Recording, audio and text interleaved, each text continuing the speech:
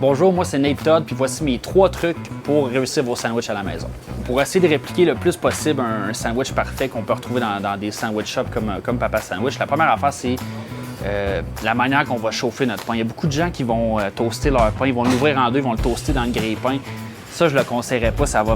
Il va devenir très croustillant, très dur. C'est un peu moins intéressant. Moi, je conseille de prendre un bon pain baguette ou un pain du boulanger ou de l'épicerie ou peu importe, puis vraiment de le chauffer dans le four pour que l'extérieur il redevienne croustillant un peu, puis l'intérieur, il va être encore moelleux. Fait que quand tu vas l'ouvrir, tu vas tout voir la chaleur sortir, puis l'extérieur va être un petit peu crunchy, puis l'intérieur va être super moelleux. C'est la première étape d'un bon sandwich, c'est le pain, il n'y a rien de plus important que ça. Le goût, c'est super important, on s'entend, hein? C'est qu'est-ce qu'on va goûter, mais dans un sandwich, je te dirais que la texture, c'est encore plus important que le goût. Fait que, de vraiment s'assurer qu'on a des légumes frais, de la laitue croquante, fraîche, froide, ça va vraiment rehausser l'expérience des gens.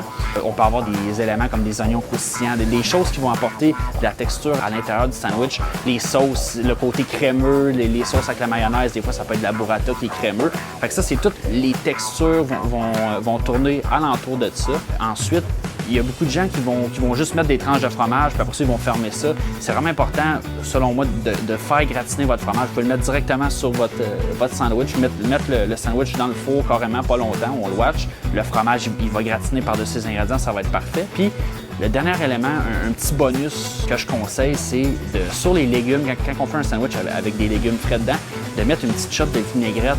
Le vinaigre dans la vinaigrette va venir comme réveiller les légumes, ça va apporter une espèce de fraîcheur un peu inexplicable, là, mais les sandwich shops, beaucoup font ça.